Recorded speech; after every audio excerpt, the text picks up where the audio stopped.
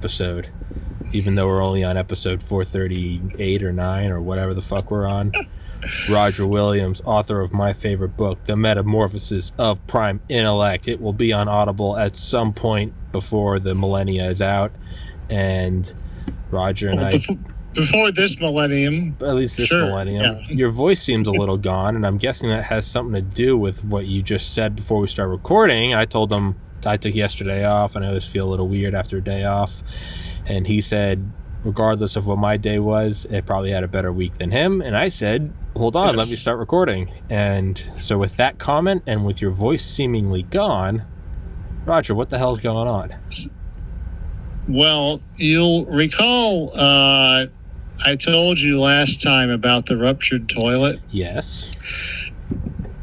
Well, the day before that, when I was at work on Friday, one of my workers came in, one of my coworkers came in dragging ass and looking really ragged and said, "Don't worry, everybody. It's not COVID. Yes, I've got a fever, but don't worry about it. It's just a cold." And I know that because my kids brought it home, and then my wife got it from them, and I got it from her. And it's like, okay, so I've got it. So I'm just going to keep my distance. Like, don't worry about it. It's just a cold. Okay, yeah, it was just a cold. The incubation period was 4 to 8 hours, and then it wailed the fuck out of me after I caught it from him.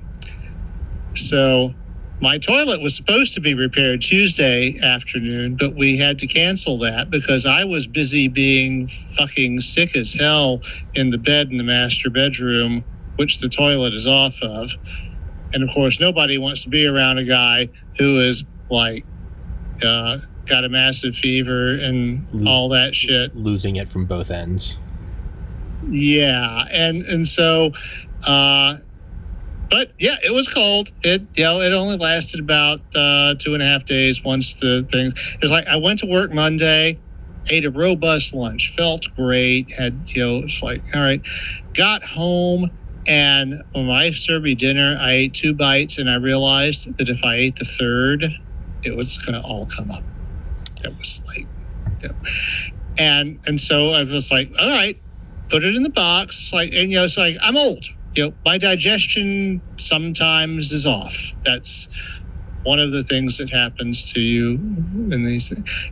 But I was like sitting exactly here, just surfing the web and all that, but feeling worse and worse. And I finally was like realizing, I think it feels almost like I have a fever.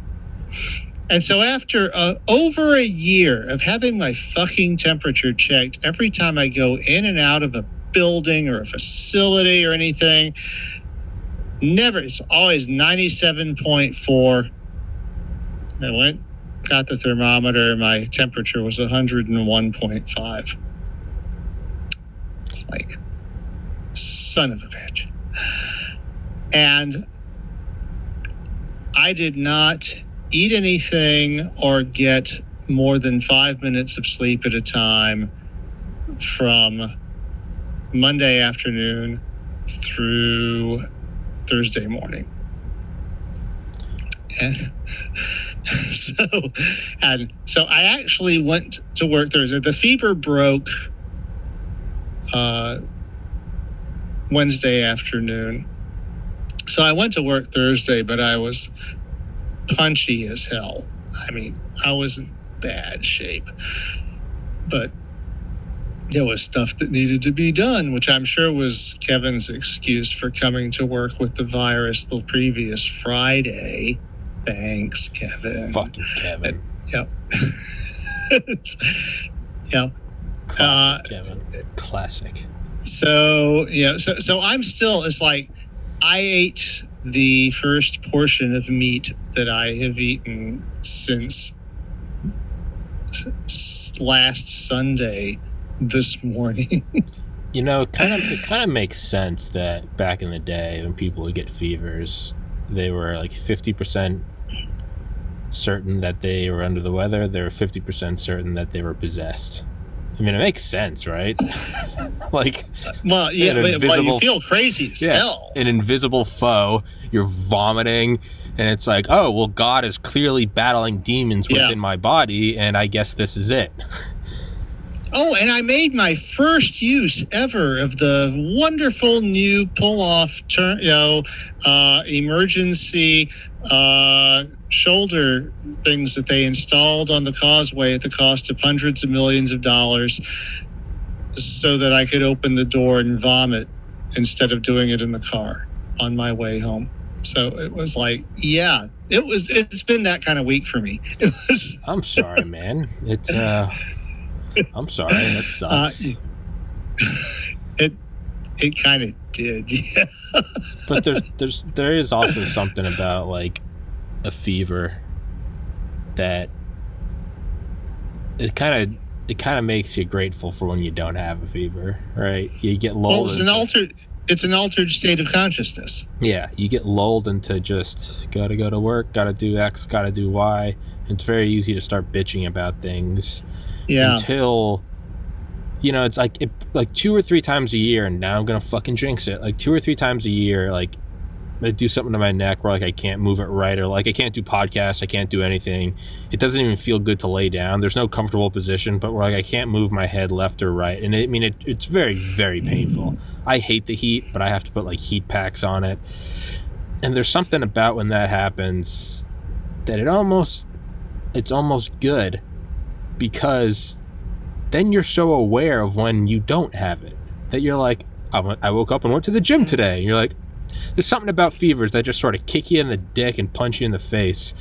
And then when you don't feel like shit and you can just go eat a lunch, or you can look at like a fucking Big Mac and not vomit, there's something beautiful about that.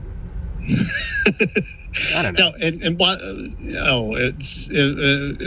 This is the sickest that I've been in at least 4 years.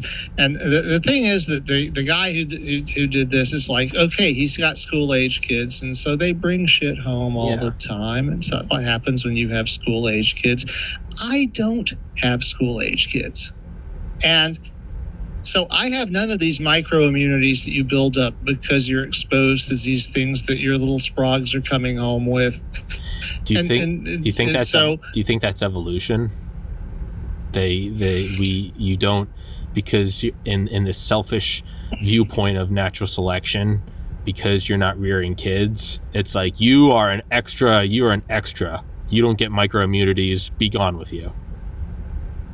Well, no, because it's our culture that arranges things this way. It would be totally different in hunter-gatherer society with the matriarch. That's true. I mean. No previous human society has ever actually raised kids the way that we do. That's and true. Had schools arranged the way that we do and all this. I mean, this is very, very new and artificial. It's like that's a whole topic in itself. It's kind of like Duncan Trussell. He was the comedian. He was like, man, I remember taking acid and going to high school one day in like the 80s or the 70s in North Carolina. And it was that moment that I realized that, man, this was just a government-run work camp for kids 6 through 18. He was like, they were a government indoctrination camp, and he was like, that was the least fun acid trip I'd ever had. he was like, I remember sitting inside. But he was right. Yeah, he was like, I remember sitting inside. He was right. Yeah. There is a book, and in fact, it is online. Let me look this up because names escape me. Do you think I could get Ted Kaczynski on this podcast? If you can get through the warden, probably. Well, I've already contacted the jail where he is, and I got no response. Okay. So there is a guy named John Taylor Gatto who was teacher of the year for the state of New York, won a bunch of awards, and wrote an infamous essay called I Think I Quit, which was widely published, where he basically explained why he thought that the purpose of the schools was no longer to educate. And that was some years ago. But he followed that up by writing a book, an epic book. It's similar to the making of the atomic bomb or the history, the Colin Wilson book that I showed you last time. But this is the underground history of American education. And it is a must read if you have any interest in the education system at all. And basically, many of the major features of our modern education system were imported from a system that was invented by the Prussians to deliberately make sure that their proletariat class did not get too smart or too well educated. And it was designed to make education boring and to limit what you could learn. And for various reasons, several groups that would normally be at each other's throats in any other context all pounced on this and agreed that this was the best way to do things. And he explains this in great depth. I mean, this is a fairly long book, but the book is available online. If you Google it, John Taylor Gatto has it on his website, and free to download. You could probably feed it to the robot, and it starts at the beginning. And one of the cases that he makes is that if you look at people like the founders, like George Washington, worked as a surveyor. Okay, no one ever taught him that. He didn't go to college. He didn't go to high school. He didn't go to any of these things. He started out by apprenticing with a surveyor. And he learned a lot of very complicated math, and he learned it in a very short time. And the reason that he learned it was that he was using it, and he was being taught practical applications. Similarly, he said, most people learn to read if they were being taught to read in a matter of weeks by being taught to sound out the words by phonics. Now, when I was a kid, it was I was at the vanguard of this really stupid thing where new methods were being rolled out that were not proven. In fact, most of them turned out to not work nearly as well as anything that had gone before. And you hear a lot of complaints now about the new math, and well, there was the new math when I was a kid, and now there's the newer math, and it's like, and the way that they do this is even if you get the correct answer on the test, if you didn't do it right by the method that they're teaching, which is often much more convoluted than the traditional method that we were taught, then you are marked wrong because you didn't do it the way you were supposed to. And to me, this is like, I don't think I would have graduated from high school if I was a child today. I mean, Roger, you know how much of a student I was in college. I was serious. I took school. I mean, I was a straight A student. I remember taking General Chemistry 2 at the University of Georgia. And I remember I was getting like C's on tests because I wasn't rounding up the fourth significant figure or something. But I was like the only one in the class getting the right answer. The answer would be, 33.133 grams of nitrogen. Yeah. And no one was getting close. I was the one doing the molar mass. I was getting the equation right, this balancing the stoichiometric equation. But I was getting it wrong because and I was like, what are we doing here? Like I'm answering the question that no one else in this 300 person class is getting right, but I'm getting it marked wrong because that is what education has turned into today. It's it's hard for me to take one stance or the other, because on one hand, I loved college. I loved learning about biology. I was a straight A student, and I really did love the sciences. On the other hand, I look at something like graphic design. I taught myself graphic design. Yeah. And then once I finally... Well, it's good to have a balance between the arts and the sciences. That's the thing. I think that's one of the reasons that I like your approach so much, is that you do appreciate both. When you get a guest who is a hard science guy, or you get a guest who is much more on the art side, you can appreciate both of them. And a lot of people are on one side or the other. It's very difficult to get both of those things in a balance and be able to appreciate them and how they interact with one another. And the schools today seem to be defiantly arranged to prevent anyone from ever reaching that. Cross-contamination. They want... Yeah, well, what they want is to indoctrinate very particular ways of thinking, even at the level of how you do math. Yeah. To the point where if you do long division the way your father taught you, instead of the way that they're trying to teach you, even if you get the correct answer, they're going to mark it wrong. Yeah. And to me, that is just evil. I mean, I had a rebellious streak when I was young, and I went to a Catholic high school. Yeah, me too. So they put up with a lot from me, but we were at the margins a few times, and I had no tolerance for bullshit. I've always just had a very finely calibrated bullshit detector, and it's like the girl in the golden compass. It's like, no, it's like, you're telling me bullshit, and I'm not going to just regurgitate it to you because you tell me I have to. That's bullshit. It's like, I know it's bullshit. And the problem is that, as bad as it was for me in the 1970s to have to deal with that, it's an order of magnitude worse today. Yeah. Everything is like, no, you have to everything is taught to the test, and the test is about regurgitating it exactly right. And it's like they're not teaching thinking skills at all. At least the school that I went to prided itself on trying to foster thinking skills.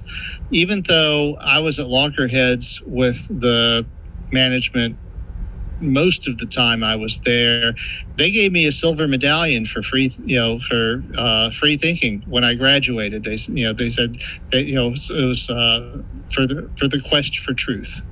I appreciated the fact that they appreciated that about me.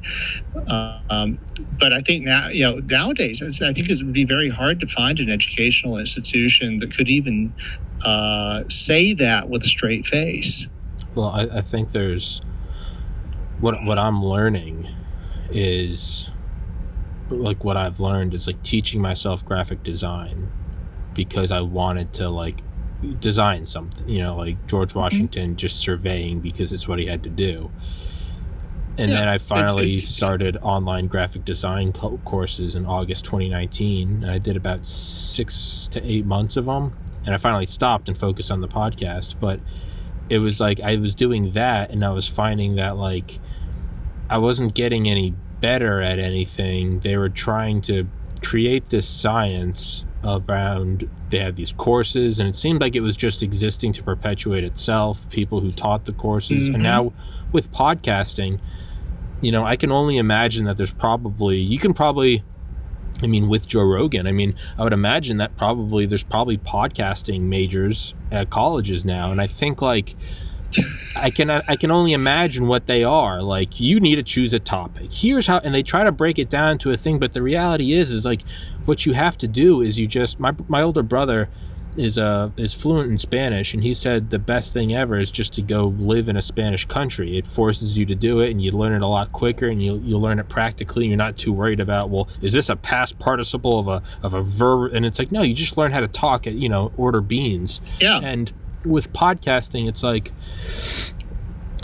I'm sure there are courses out there, and it's this, you're going to want a beginning, you're going to want to, but it's no, dude, the only way you're going to learn is like you just start. And after a couple episodes, you realize. That's what John Taylor Gatto basically says, is that if you put a human being in a position where he needs knowledge and has access to it, he will acquire that knowledge at a fantastic, almost unbelievable rate.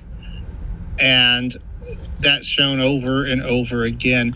Where you see it a lot, or saw it a lot in my experience, was in the early computers with the early hackers in the 8-bit computer era, where people would teach themselves the basics of computing.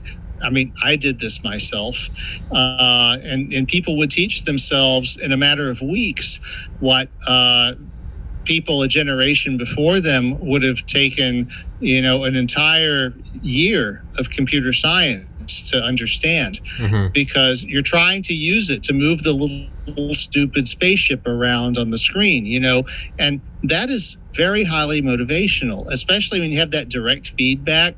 It was a huge thing when computers became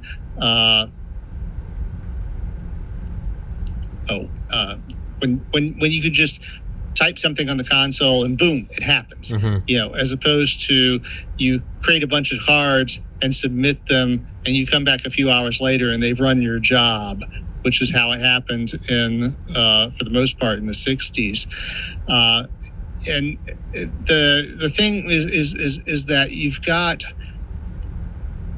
a lot. Gatto makes a very strong case about all of the interest groups who have shaped how education is done now, and what their motives were, and how those motives have failed, and also how groups that you would normally think are at cross interests formed into an unholy alliance to turn schools into almost a hellscape, where anyone who is a little bit different is hounded out. Just, life is made miserable unless you conform. And I was very fortunate that my Catholic high school put up with me. But I think that if I was even in a public school today, I probably would have just left.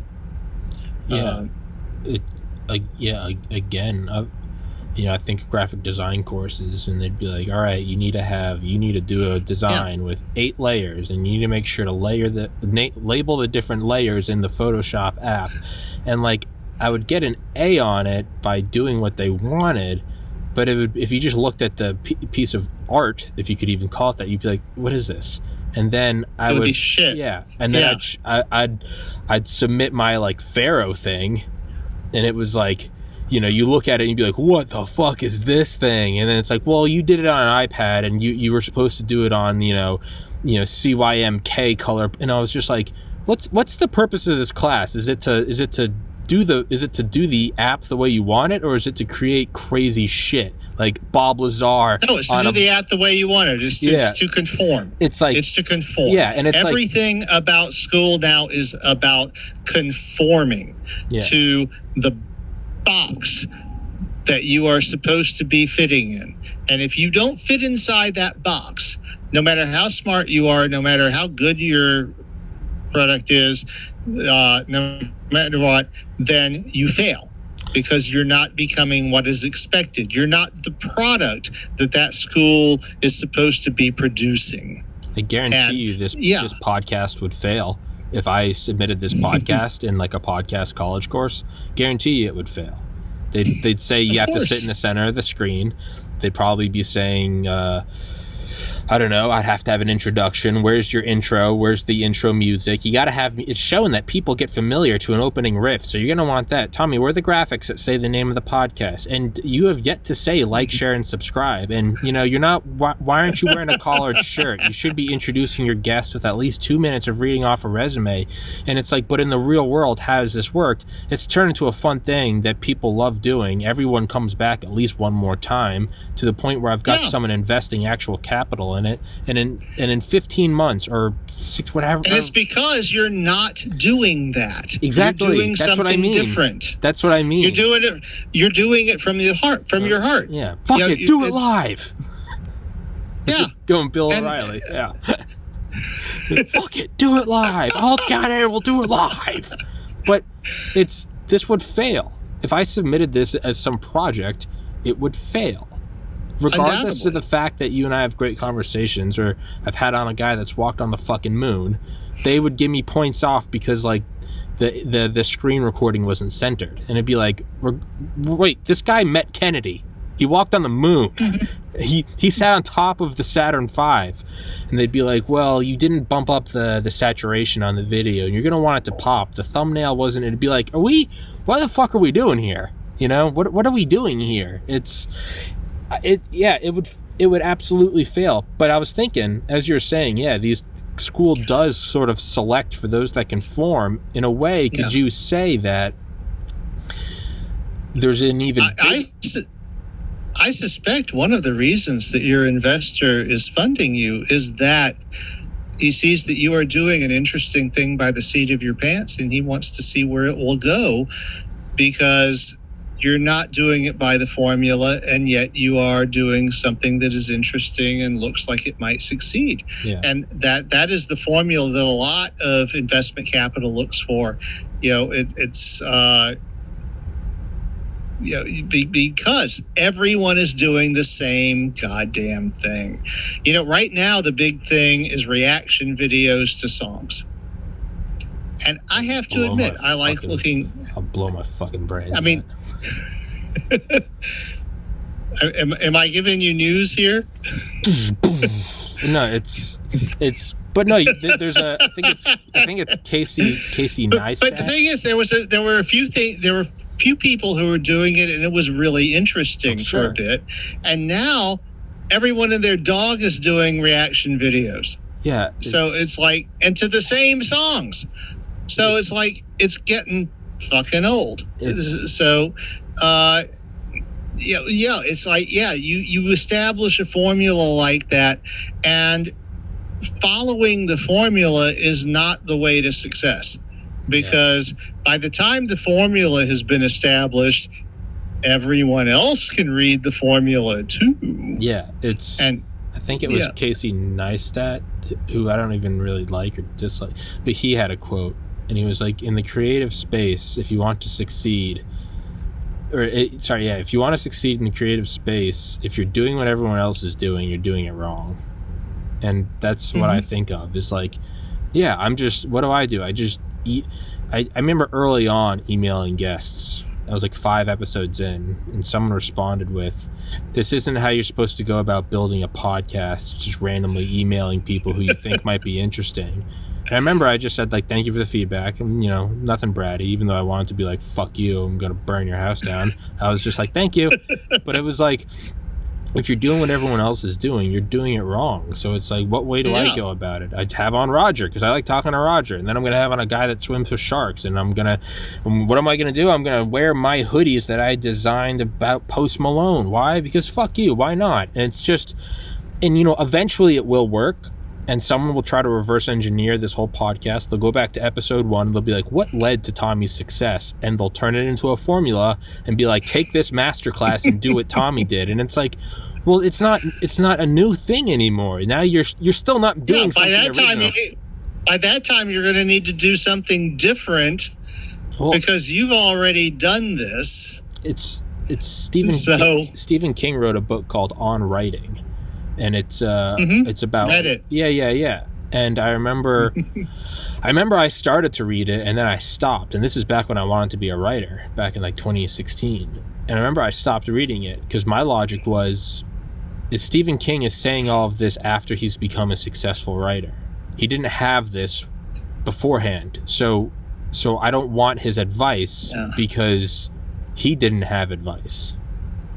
I will say this in defense of Stephen King, is that he went from being a nobody to getting a $400,000 contract for Carrie in an afternoon. And he didn't really expect it. So when he wrote Carrie, now I don't know if you've ever read Carrie. It's very different from any of his following books. And it's also very different from the movie that was made. I mean, the plot is the same, but the way that it was written was very experimental. And this is the thing about Stephen King, particularly the early Stephen King. I think there are two Stephen Kings. There's before it Stephen King and after it Stephen King. Before it, he was the great American novelist.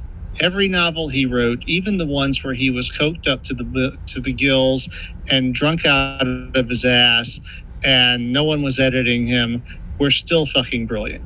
And he had his ear to the pulse of everything.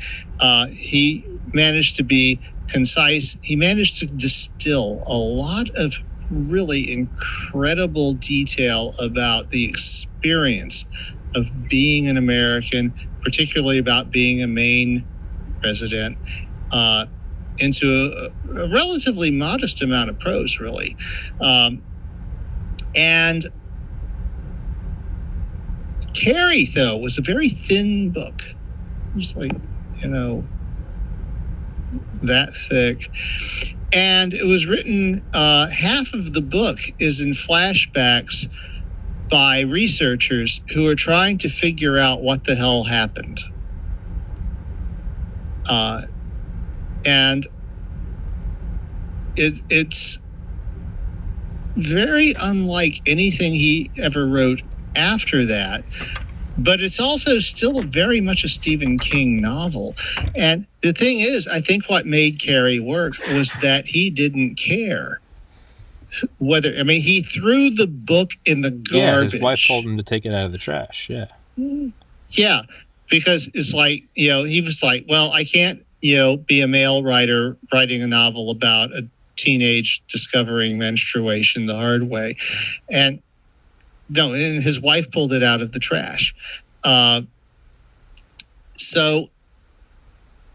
then once he was that successful, that even that bit of success kind of put the brakes on him being that experimental. But the novel Carrie is an experience. It's not long.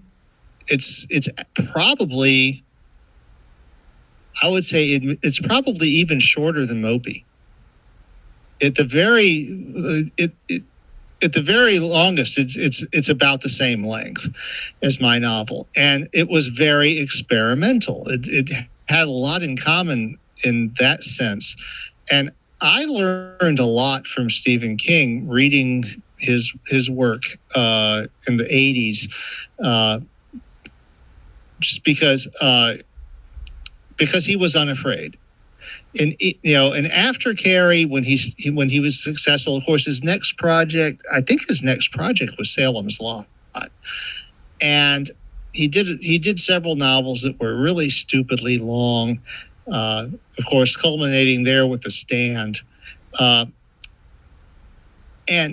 but he sprinkled them with things that were not supposed to be there. Little experimental prose techniques, and the ways of using text on the page. And that's a thing that I did myself some, because like I said, no one taught me to do it, but there are certain things that I learned from Stephen King and early Stephen King, reading his books. And it's like, don't be afraid to mash the text around or make it a guess and put in a weird indentation to give the audience an idea that you've just entered an alternate reality or something. And and one of the things that he does that I hate is he does this goofy shtick. Well, I'm just telling stories. I'm just an ordinary guy. He's an ordinary guy who is teaching literature in college when he got the phone call and found out that Carrie had been sold. This guy knew what he was doing. But unlike most people, he wasn't afraid to do something different, because I don't think he had really any expectation that it would go anywhere. And I think he was probably the most surprised person in the observable universe when his agent called him and said, "Are you sitting down? They're going to pay you $400,000 for an advance." And he that's one of the things he writes about in On Writing, in fact. But his advice is not bad in that book, because that's early Stephen King talking. And he did actually go out on a limb. He wasn't doing it to a formula. And he doesn't advise that you do it to a formula. He's actually at that point still going, it's like being a horror writer was considered the kiss of death as far as mainstream distribution in his day. And he's like, no, this is what I find interesting. And one of the things that he did was he demonstrated that if there is such a thing as a great American novel, it's probably a horror novel, because that's where our national narrative goes. That's where our consciousness is. And that's a thing, all of the people throughout the early 20th century who were consciously trying to write the great American novel, all failing miserably. And I would say Salem's Lot and The Stand are probably two of your top contenders for that stop in all of American history. Now, then after he wrote it, he ran out of ideas, which is a whole different thing. But no, I do have a tremendous respect for Stephen King, which is how I think we got onto this. Yeah, no, it does seem like by the time something's broken down, and I mean, unless it's an actual science class, it seems like by the time something's broken down into a science, you're not getting anything. Like, I think you just need to, it's like I've told you, aside from muting games and listening to audiobooks, my favorite way to play a video game is to mute it, or not kill everybody. Yeah, kill everybody. But what I'll do is I'll turn off subtitles, I'll turn off all hints and tutorials, I'll turn off the map, and I'll just kind of start playing. And because otherwise, if let's say you turn on a game and it's like press A to pull out your gun, press B to do this, and when you see this, it's time to do that.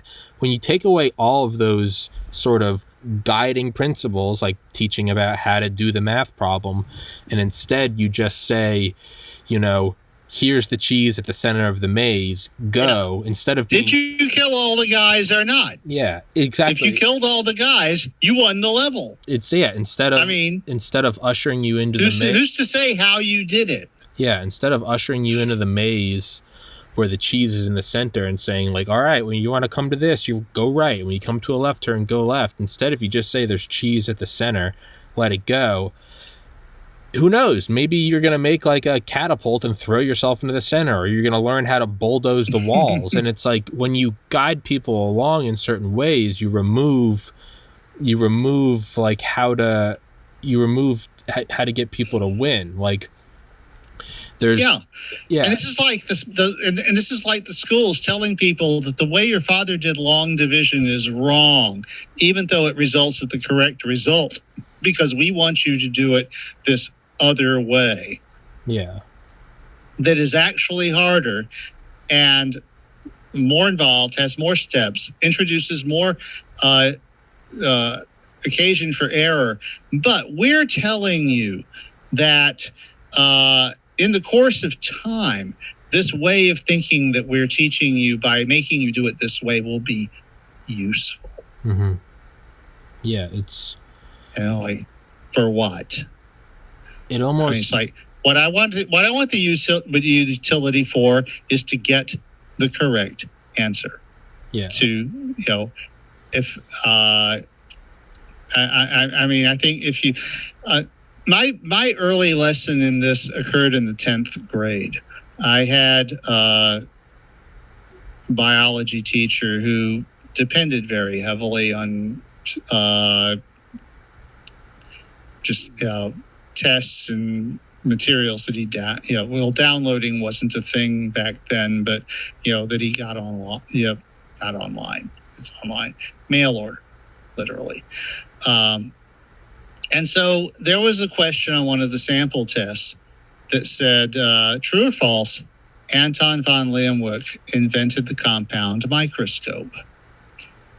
And the answer to that is false, because Anton von Leeuwenhoek invented the microscope, but his microscopes consisted of water drops suspended in a little metal loop that he used like this. And those are not compound microscopes. And the teacher told me, he marked my answer wrong. He said, no, Leeuwenhoek invented the compound microscope. And I brought in a stack of books this high, all of which bookmarked, showing the math that Anton von Leeuwenhoek never saw a compound microscope in his life. And the teacher just said, this is the answer that is required on the test. If you don't give it, it will be marked wrong. Yeah. And that was an early lesson for me in authoritarianism and stupidity, which are often co-aligned.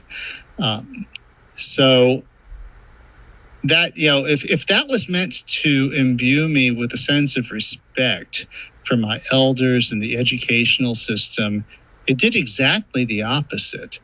Because I knew I had multiple sources from all through history. I mean, I had Isaac Asimov was one of the sources that I had. I mean, I had everyone agreeing that this was the case.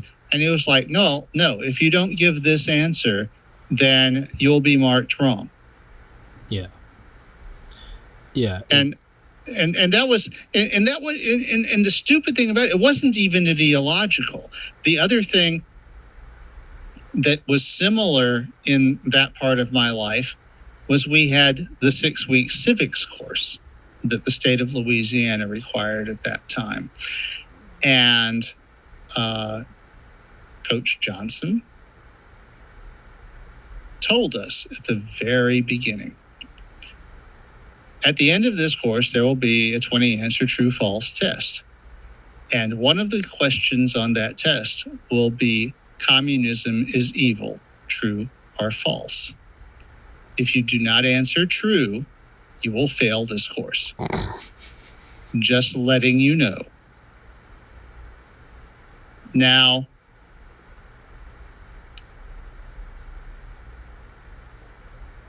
the level of contempt that I have for the people that arranged for that to happen cannot be exaggerated.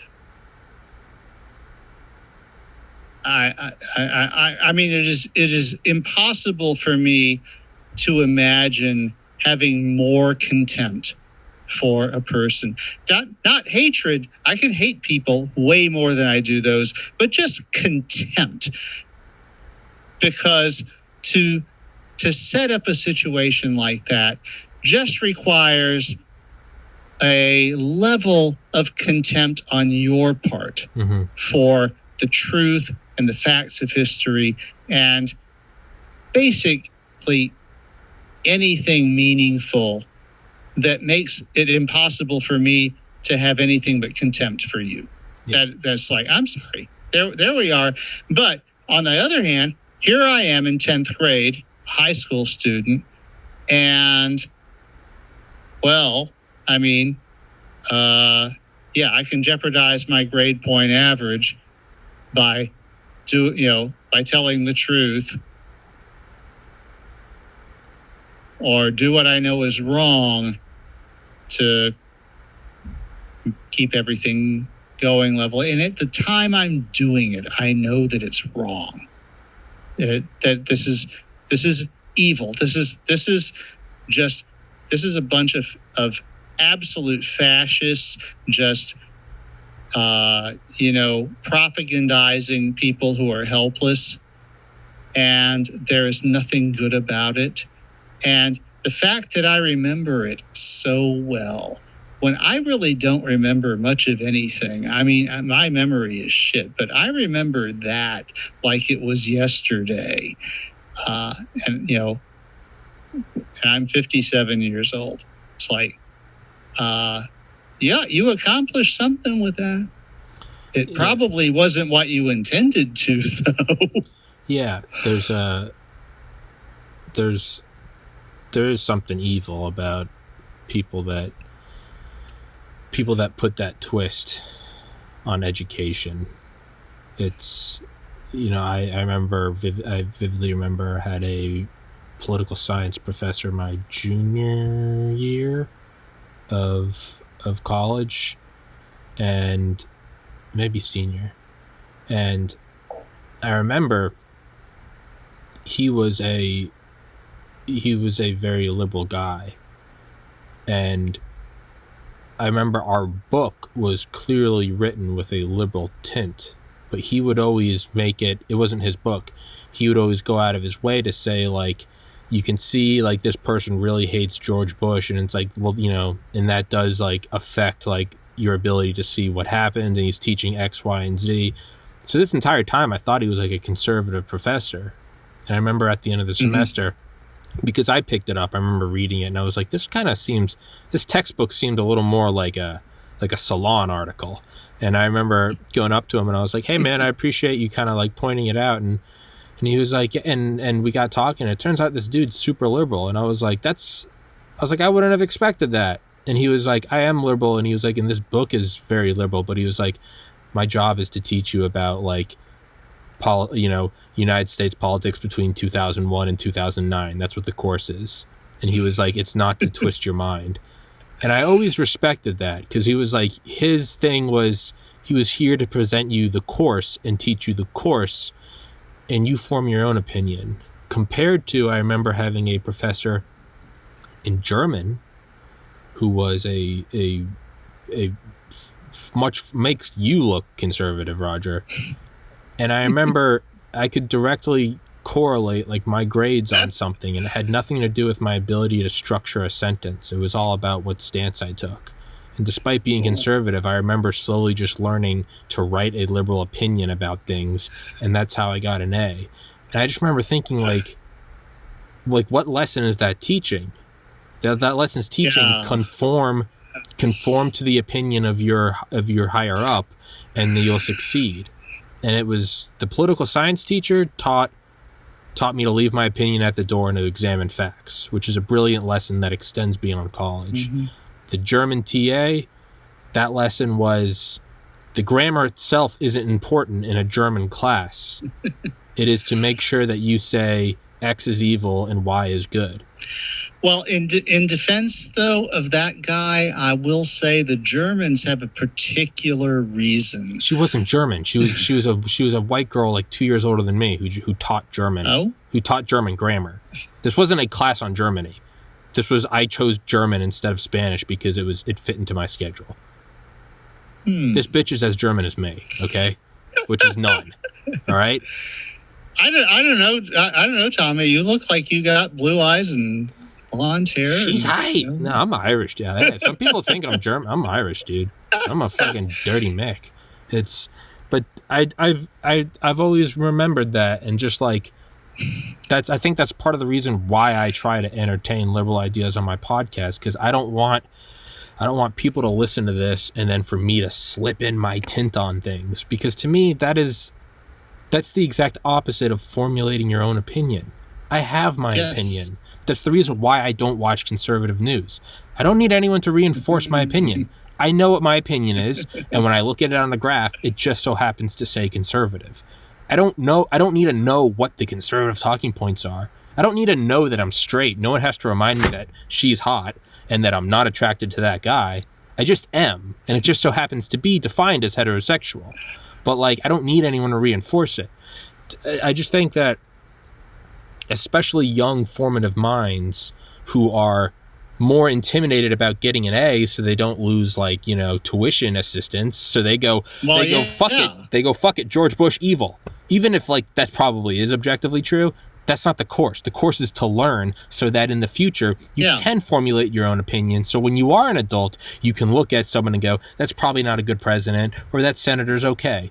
But when you push it into, it'd be like if you only could, it'd be like if I only had on conservative guests. Well, what would you learn if you wanted to get on the podcast to plug your book?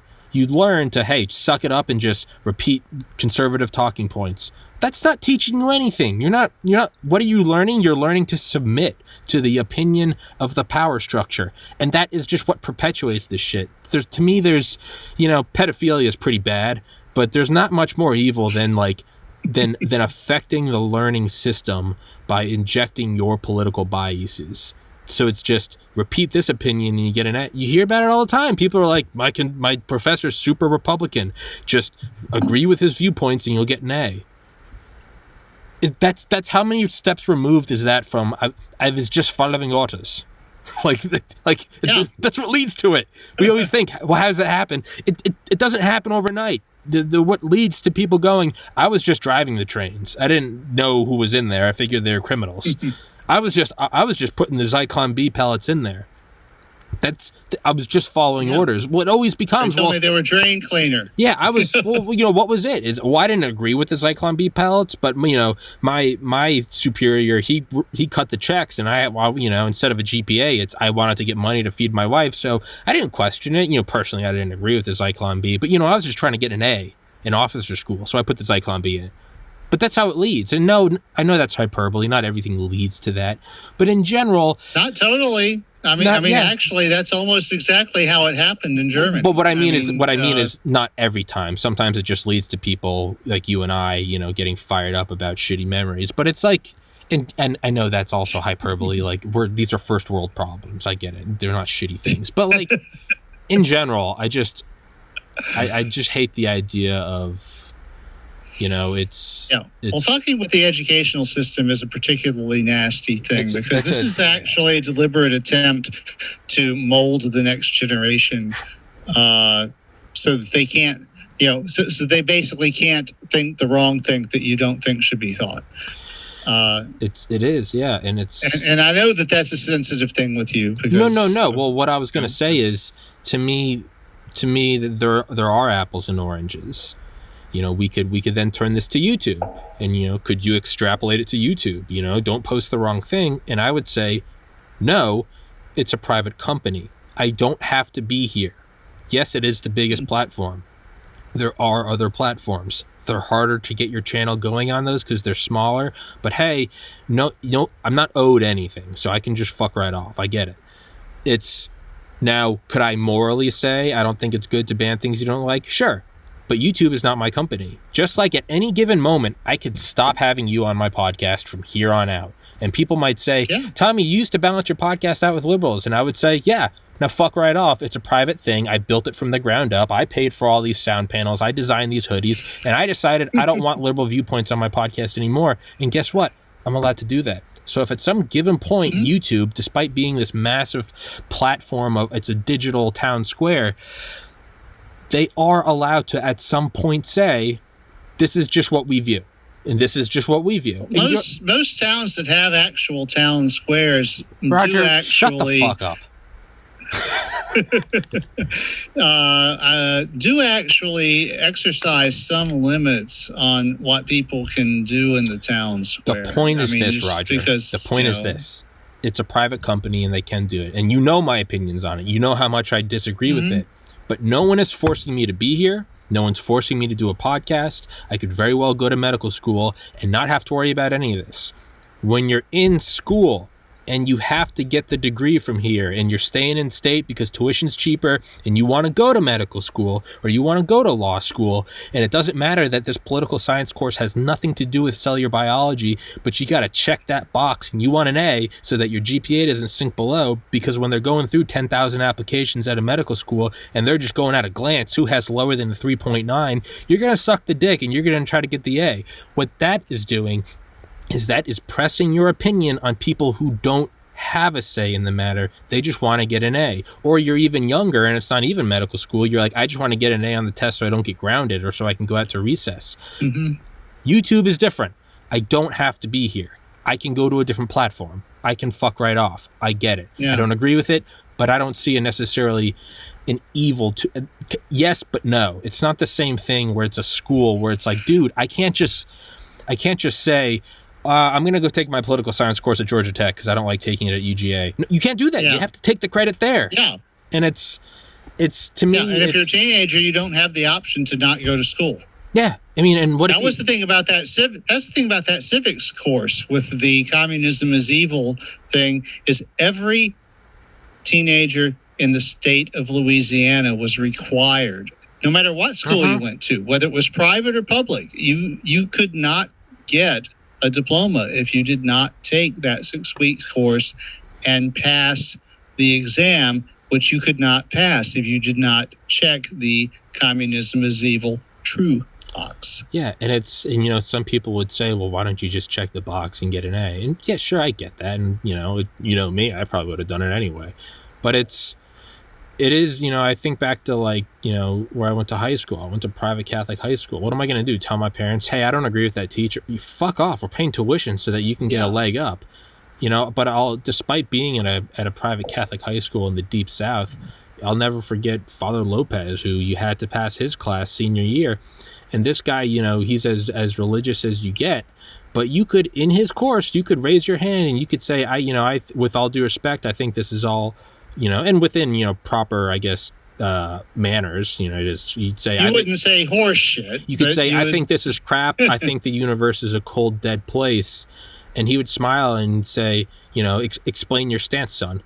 And he would argue back, but at the end of the course, he would ultimately say, good talk. And he would smile and say, good talk. And he genuinely meant it because he was there to teach you. He was there to teach you. And if you said, I don't agree with, if the test was repetition, who is this saint? Well, you got to learn the information. It's a test no different than a history course. But you never even felt the slightest hint that I won't do well in this class if I don't say, yes, this is God and this is the Holy Spirit. You could raise your hand and say, I think this is crap. I just read, The God Delusion by Richard Hawkins or Dawkins, or whatever the fuck his name is. And you could go on there and say that, and he would smile and entertain it. And he genuinely entertained it. And that's what a teacher does, is they teach you how to think, not how to think like them.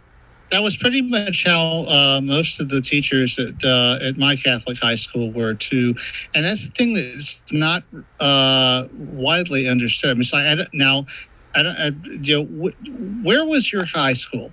Atlanta. Geographically, Atlanta. It was in. Atlanta? I think it was technically the Atlanta city limits, but it was still a half hour from the skyline. See, in New Orleans, the Catholic high schools are basically the secular high schools that you send your kids to if you want them to go to college. Mm-hmm. The private, there's only one or two private high schools. They're considered crap, and of course, the public schools are just like no one in their right mind sends their kids there. But the thing is, so they had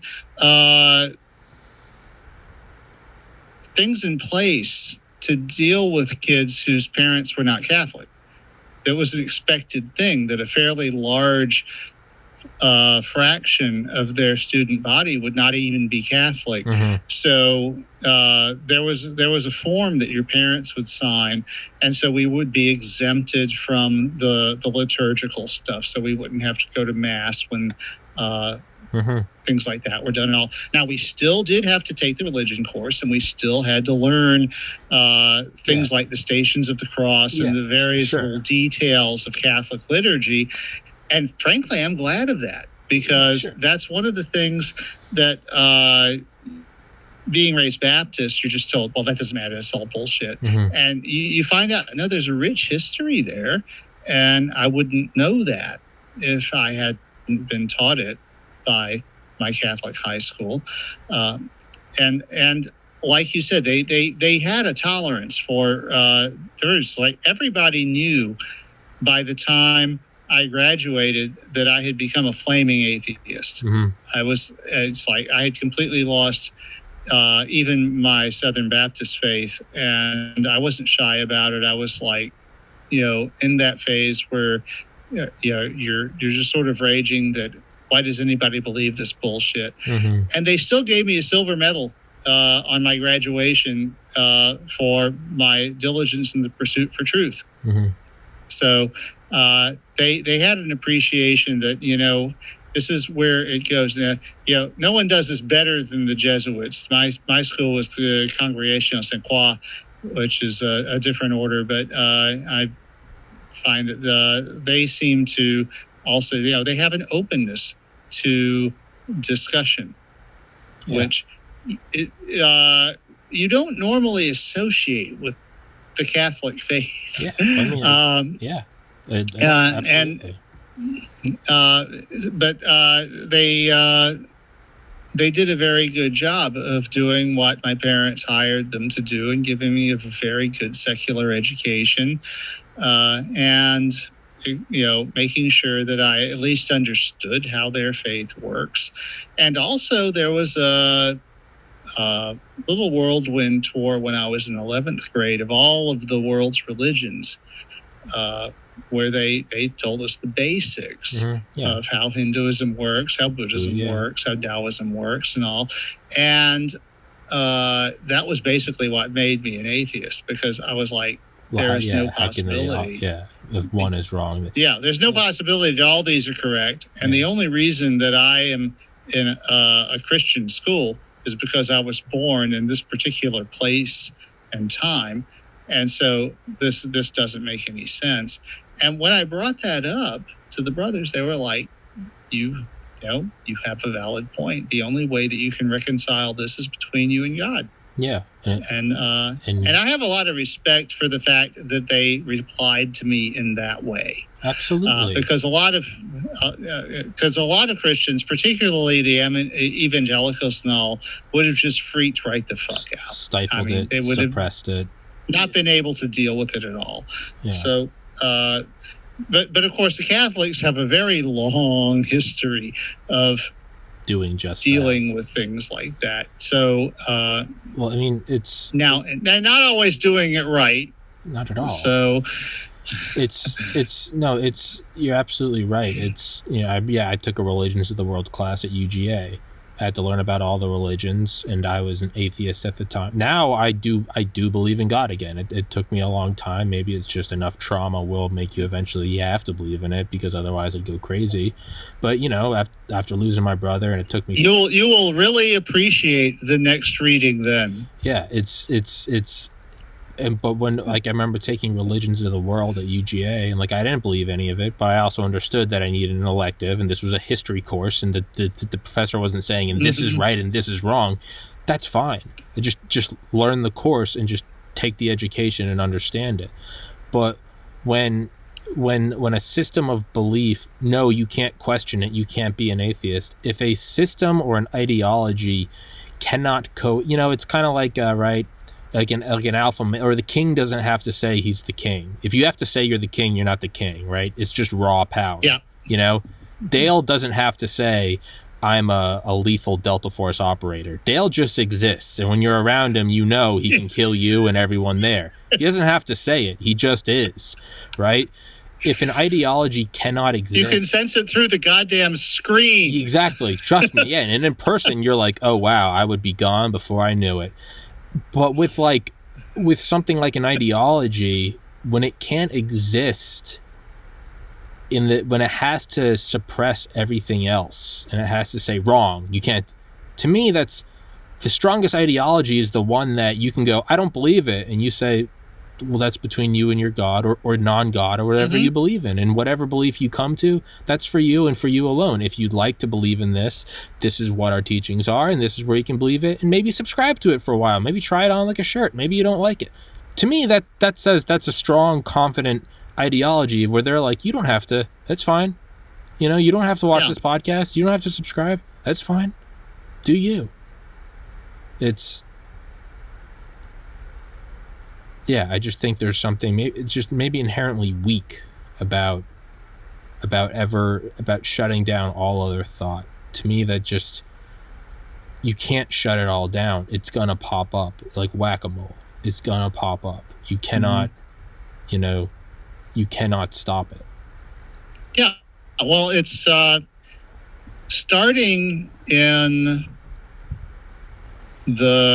around 500 AD, after the Council of Nicaea, and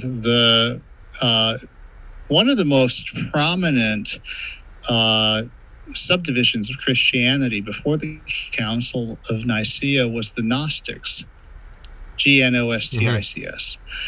And the thing about the Gnostics is they solved the problem of evil. Their solution to it was that God is either evil or insane. That's why there is evil in the world.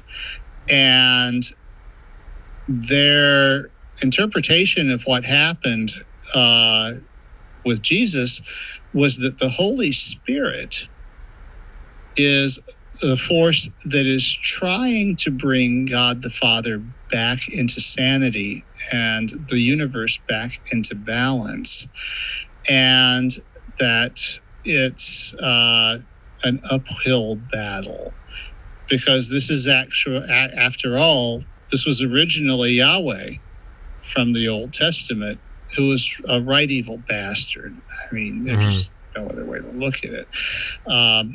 And that Jesus was, his coming and his sacrifice was one of the mechanisms by which to attempt to correct the fact that God was off his rocker. Now, and there were various versions of this, that differed in different details, but that's the basic premise of Gnosticism. And the other thing about Gnosticism was that the only way you could actually know this, that you could actually know the truth of the whole thing, was to be contacted by the Holy Spirit. The Holy Spirit would touch you and give you the understanding of what the situation is. And that was the gnosis. Now, there is a direct link between the gnosis from Gnosticism and the being saved baptismal rite that the Baptists and various evangelicals do today. Not that any of them have any fucking clue where it came from. But the thing is, the Gnostics were considered a very dangerous heresy because they made way too much sense. And so what happened is, every couple of 100 years, starting in the 500s or 600s, there would be a Gnostic heresy that would arise. It would develop a large following, and originally it was the remnants of the Roman Empire, and then the Catholic Church would send a edict out to annihilate it, and so there would be a massacre. And one of the big culminations of that was the St. Bartholomew's Day massacre, of which Mark Twain made a great big deal, because it's like, 2 million people were massacred by their neighbors, all acting in concert, because it was a big conspiracy on the same morning. And he was like, what kind of species does this? He was just like, he was obsessed by the St. Bartholomew's Day massacre. And that was one of the suppressions of the Gnostic heresy. And the Gnostic heresy refused to go away, no matter how many millions of people they killed, until the Enlightenment came along and gave them an even better reason to not believe in the Orthodox teachings. So the whole thing is, like you said, it's weakness that a religion can't take this. And if you look at the way Islam reacts, then Sure. this is a particular complaint that is not specific to them because they're Islam or because of anything they've done or anything, but it's like, no, if you can't stand the fact that a person born to your adherence decides he doesn't like your faith, is the problem with that person or is the problem with your faith? Yeah. And that is the thought that could get you killed in probably about a fifth or a fourth of the landmass of the world right now, if you were dumb enough to express it out loud. Yeah. It's you know, I know a lot of, because it's kind of where I was raised, and a large portion of the people I know, their families and extended families are of that belief. And a lot of them don't like Pope Francis because he's seen as... Now, I'm someone who, yes, I do believe in a God. I don't believe in Roman Catholicism. I don't believe in Islam. I believe there's something. I don't know what, and I don't... Kind of like what we said earlier, I don't want to put like a course on it. I don't want to say this is what it is. I just believe it's kind of there. A lot of them don't like Pope Francis because he seemed too liberal, but to me, a guy that comes out and says, you know, it's okay to be gay, or, you know, gays go to heaven too, to me, all that does is, that's, as a 30-year-old, a relatively young person, all that does to me is that strengthens my image of the church, at least. To me, that says that's someone that's okay with, you know, it's, my girlfriend can't go out to the bar, she has to stay with me. Well, you're very unconfident in her attraction and love and faithfulness to you. It's so when a pope says it's okay for people to be gay, to me that just you can't stand for you can't stand for your girlfriend to be having a conversation with another man. Maybe you have a little insecurity problem there. Yeah, and where is that insecurity based? Or where do you fall short? And is that something that you can improve upon instead of just squashing? Yeah. So when the Pope says gay people go to heaven, to me that says that there's a guy that's confident in his faith. It doesn't say the opposite. Francis has impressed me. I mean, I still have my areas of disagreement with him, of course, but you know, he strikes me as a human who is really doing his best to express what he thinks the Godhead should be. Yeah. And I say that with a great deal of respect. I mean, and as an atheist, as someone who has really not a hell of a lot of respect for religion nowadays, I was really interested and very pleasantly surprised when he became Pope.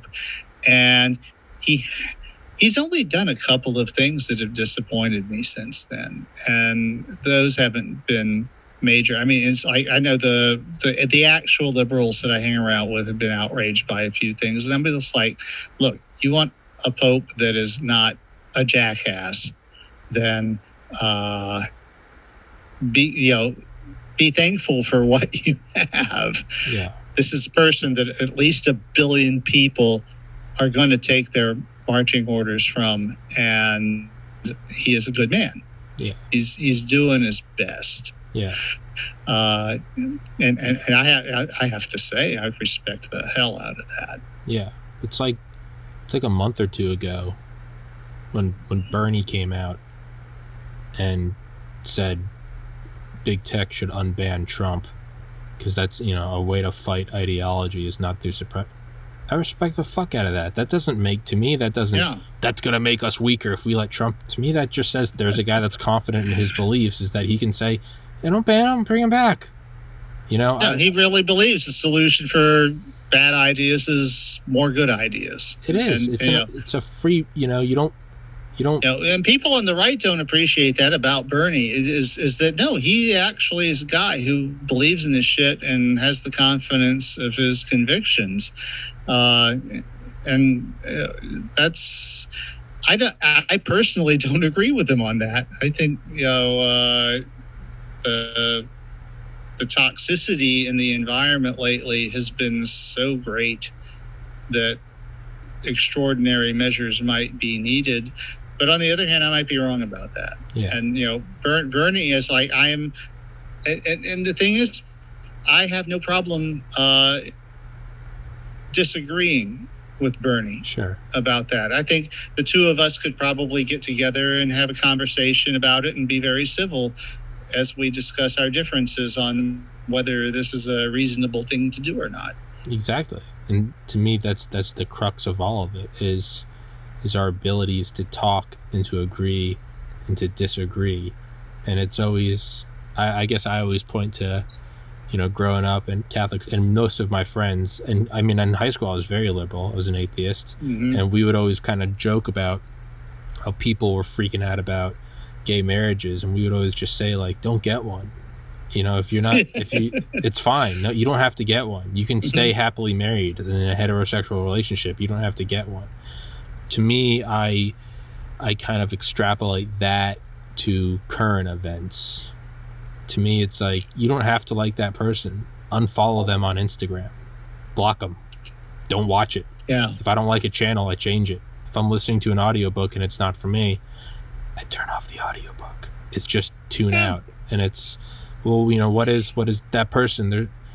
I think when you suppress something, no matter how toxic it is I think by suppressing it, what you do is, sure, on the surface it may seem we're removing this cancer from society, but in my humble opinion, what you're doing is you're one, in their mind, you're martyring them, which makes them seem all the more self-righteous, and two, by removing it from the public square where people are talking about, these groups then go into obscure side channels where they ferment and they come into their own thing, and then there's no external. If I'm on Instagram and I post a picture of a swastika, you don't need to ban it. Everyone knows. You don't need to ban it. The number of people that are like, the number of girls that won't fuck me. Hey, eventually, if I've got a working brain, eventually I'll go, maybe that's not the ideology.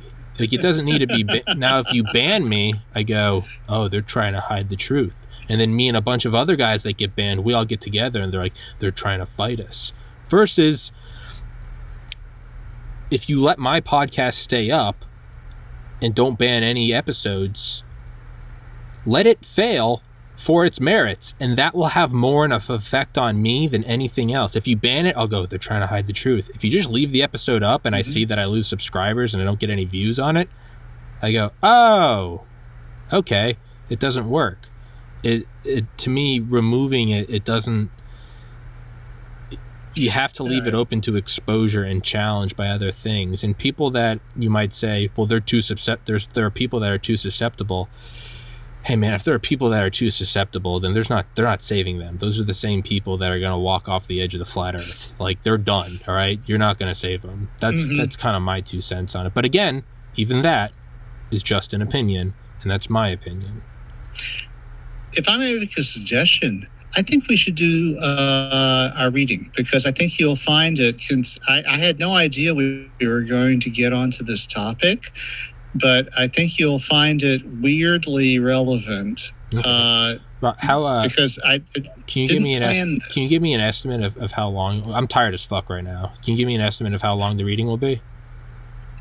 Well, it's going to be about 4,000 or 5,000 words. So what's that? Maybe 20 minutes, half an hour. Okay. All right. Let me pee real quick. Yeah, and then we'll get to it.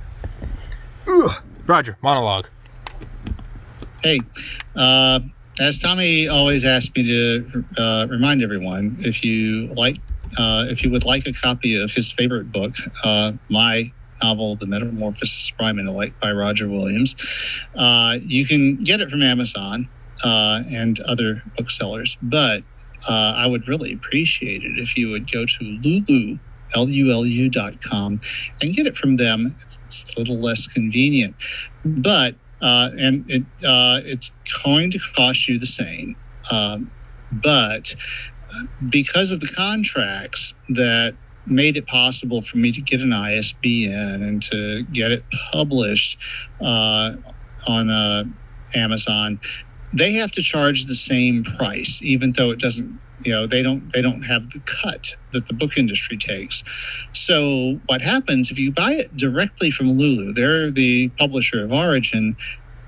I get that money. So if you buy it from Amazon, I get about $1.50. If you buy it from Lulu, I get more like $6. So it's a tiny bit less convenient for you, costs the same, but just letting you know that's what happens. Frankly, if you want to get it from Amazon anyway, that's fine. I get most of my revenue from them. And if you want an ebook, if you want any of the other formats, Amazon's fine there, because for those things, they are the publisher of origin. So you might as well just buy it from them. So anyway, that's the spiel I normally do while Tommy is taking a tinkle.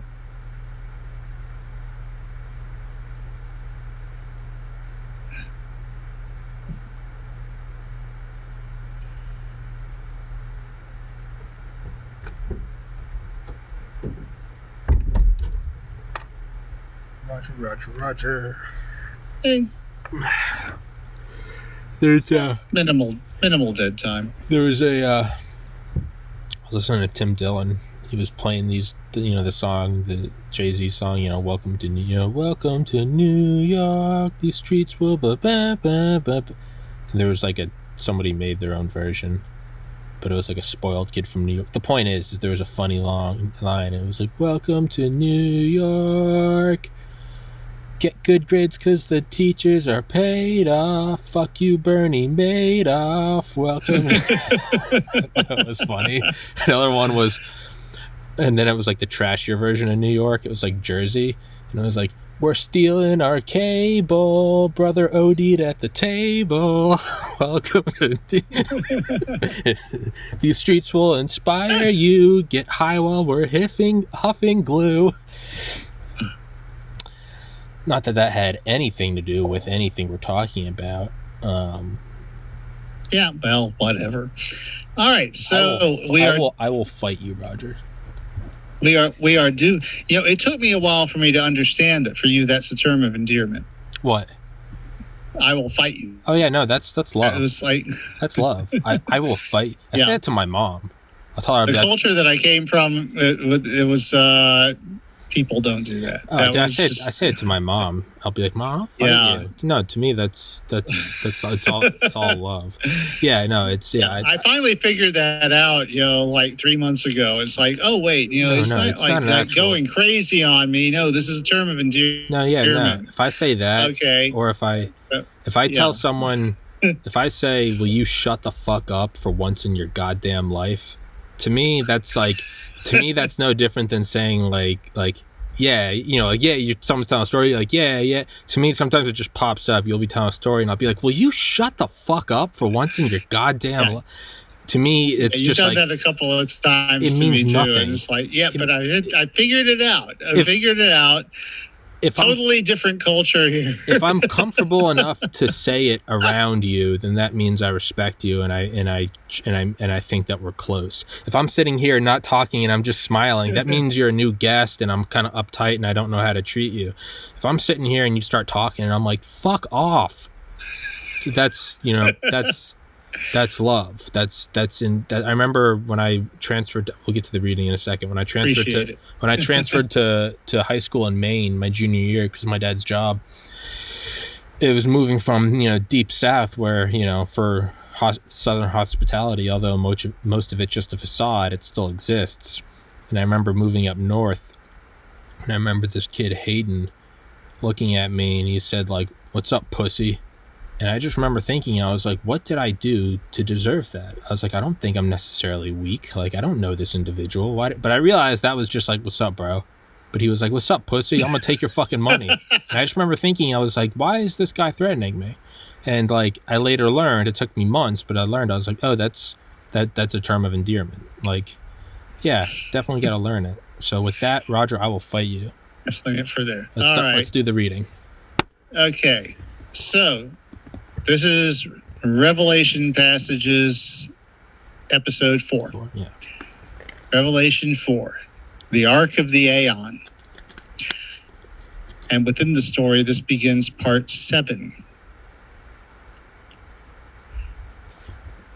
I'm not sure whether the legacy of my long, long life as a machine or whether it's something most other biological humans could do, but I hardly ever get wakened by the alarm clock.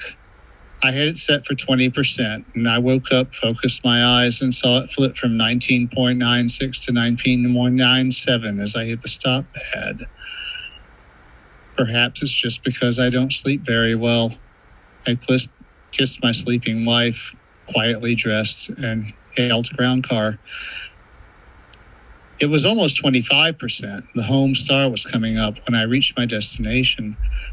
The ground car was not quite smart enough to ask why I was coming to this place.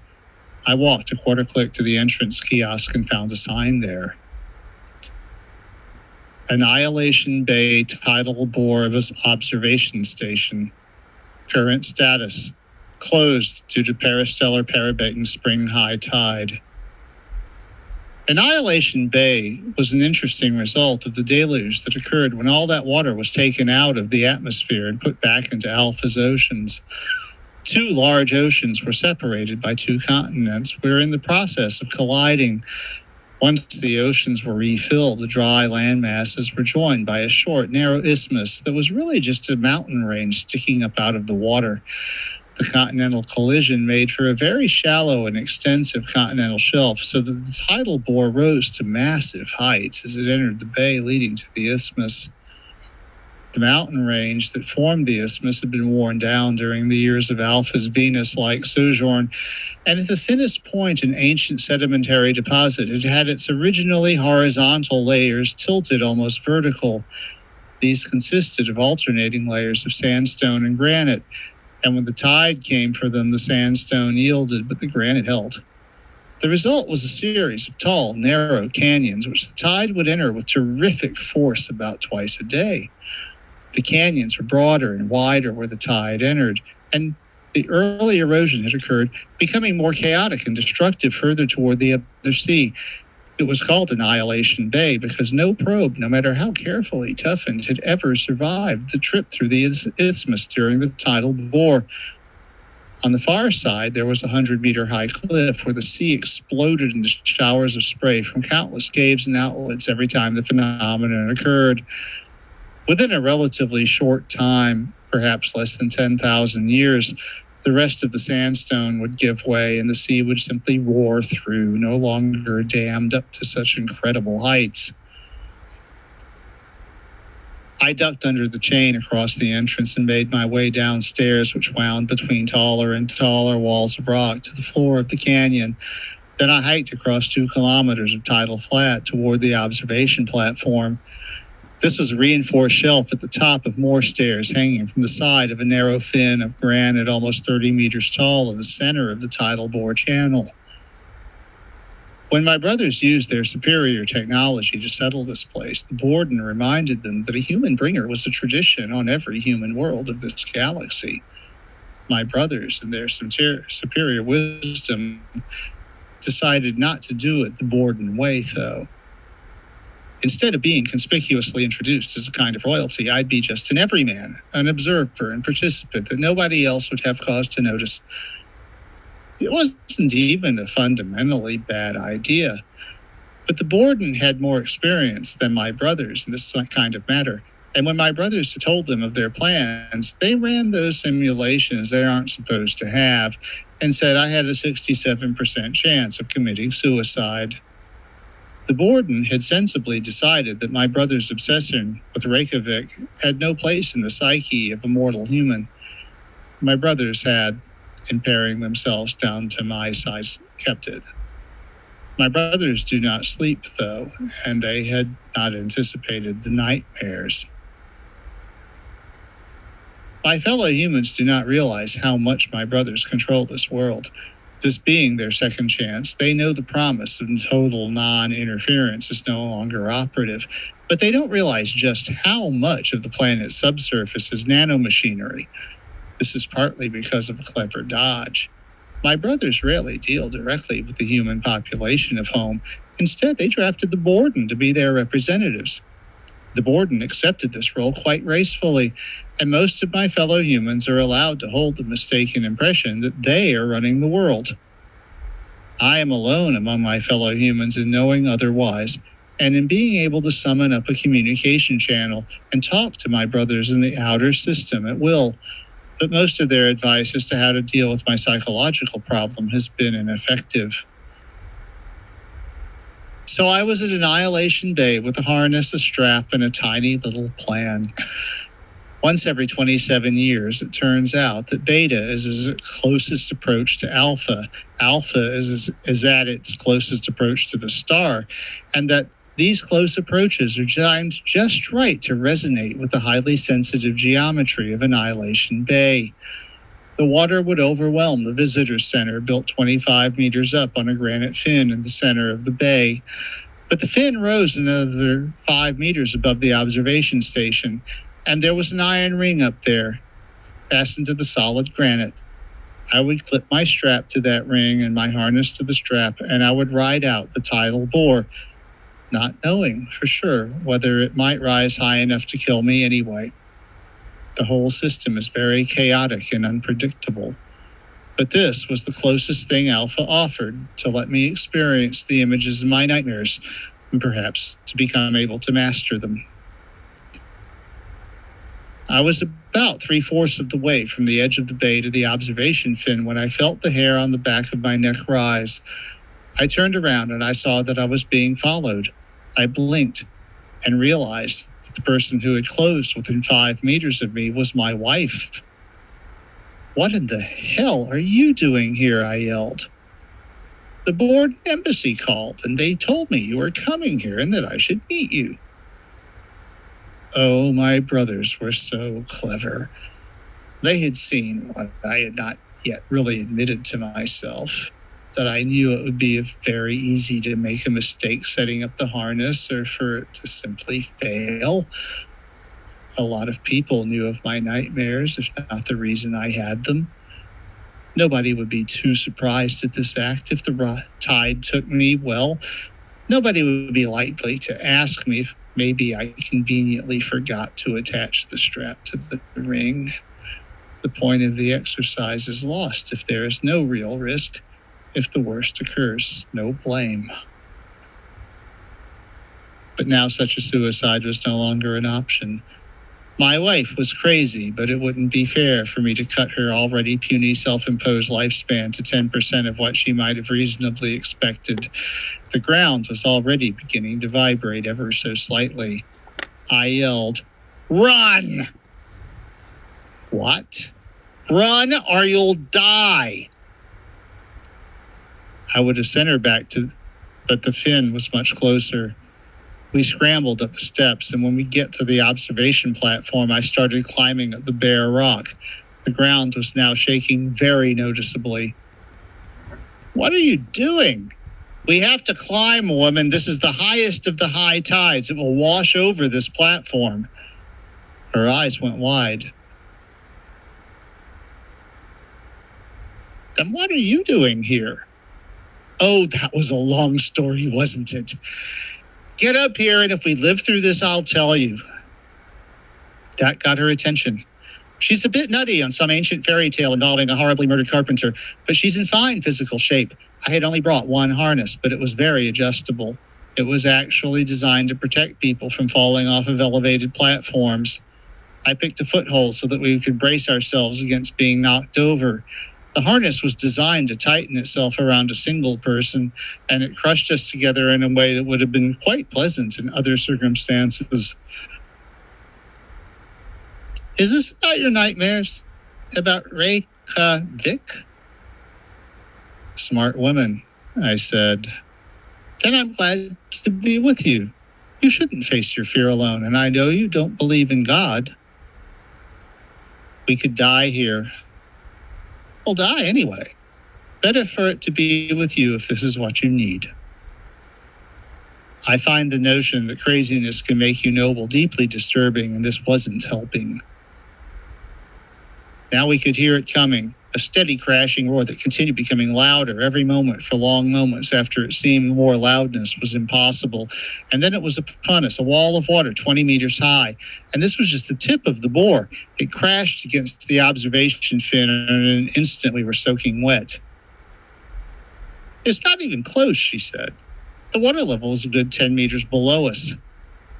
It's only starting, I warned. Sure enough, the water rose, and in much less than 1%, it was threatening to top the fin. It rose more slowly the higher it rose, but it was rushing fast, and suddenly we were in the middle of a wide river that wanted to sweep us towards 60 kilometers of lethal rapids. How high will it get? She shouted. Unknowable. It's too chaotic. Even the Borden can't predict.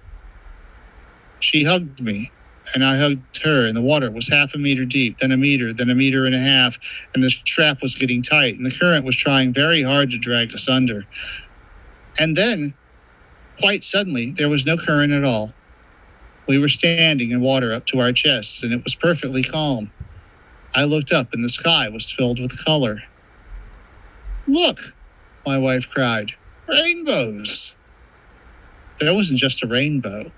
The air was completely saturated with water, and it was a bright, cloudless morning. Every possible refraction mode was accounted for. There were arcs of color everywhere. Although I understood the general theory, I had never quite seen such a dramatic display of the phenomenon. It's your sign. What? From God. The Bible teaches that God wants to destroy the human race for our wickedness, and that he used a flood to do it. One righteous man and his wife were allowed to survive. Afterward, God sent the rainbow as his promise that he would never again use water to destroy mankind. Look, there's your promise. For a moment, I was filled with quiet rage. I knew just a teensy bit more than my darling wife could ever hoped to know about the promises made by gods to mortals. But before I could say anything, I heard a voice saying quite clearly, she's right. I don't believe for an instant that this was the voice of a pretend cloud being. We knew for hundreds of millions of years before my brothers left the Milky Way that biological brains are much more flaky and unstable than the optimized simulations we create digitally. In this case, the voice was just another part of my personality, perhaps one I'd been ignoring or suppressing. Suddenly, my consciousness was focused on the fact that I was with her, that we had just come within 30 centimeters of dying, that we were alive, and both she and the world were both fascinating and very beautiful. It had gotten very quiet. So am I such a righteous man as this guy God decided to save? Well, you must be. He saved you and he sent you rainbows. God sends you messages all the time, Tom. You just need to look for them. At that, I allowed myself to suppose that her crucified carpenter God might have even sent me a message. Surely he couldn't do any worse than my own brothers, who had failed so spectacularly in the rather basic matter of creating me. And then at last I saw what I needed to see.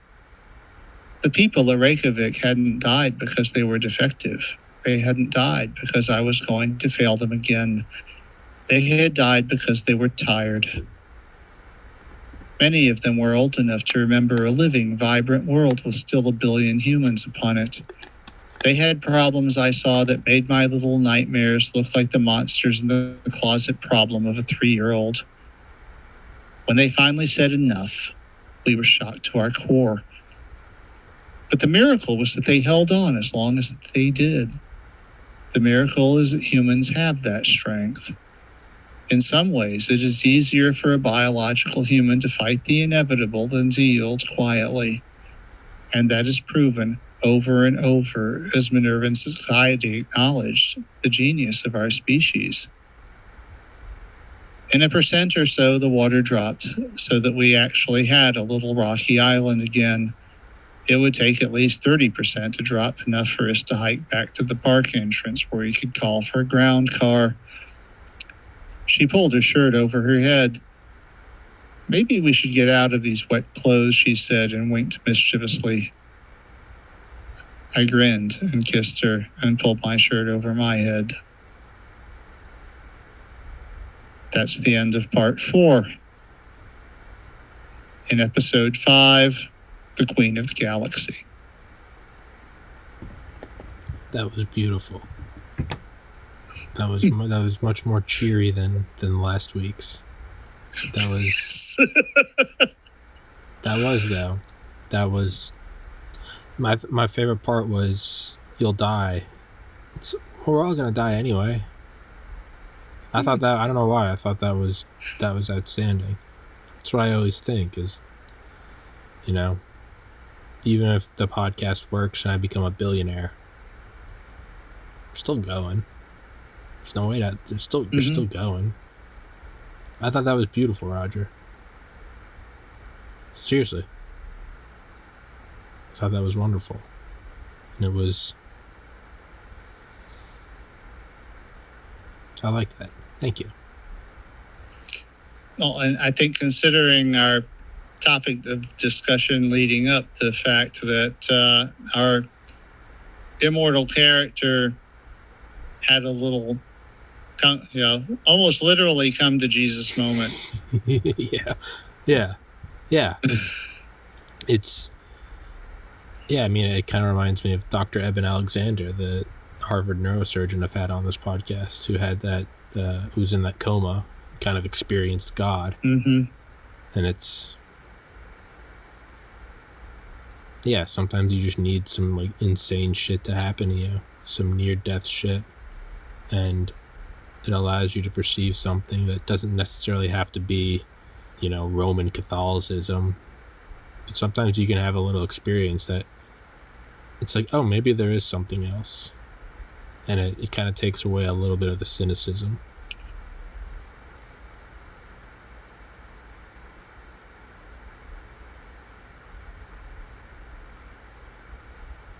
That got you kind of quiet. That got you kind of quiet. No, I liked it. I really did like it. Why are you just staring at me? Roger's just, for everybody listening, Roger's just staring at me. You just said, well, I liked it. Oh, well, not that, well... That was without any elaboration or anything. No, it's, I don't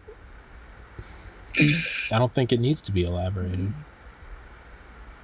It just, I liked it. Yeah. I thought you would. I did. I'm glad we did it today. Particularly after the lead-in discussion that we had, I really thought that you would like that. And you're bearing in mind that I wrote that back in 2006. Yeah. So it's not like I wrote it for this discussion today or anything. Yeah. You didn't write it while I was in the bathroom. Yeah. Yeah. It's like, we need to make something positive about religion here. But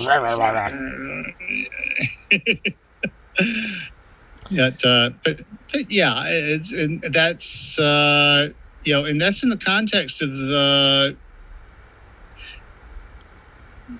a lot of people wouldn't say it's a post-singularity society because of the lack of modalities, but really it is actually a post-singularity society if you assume that the laws of physics that we have available to us to now is the whole tablet.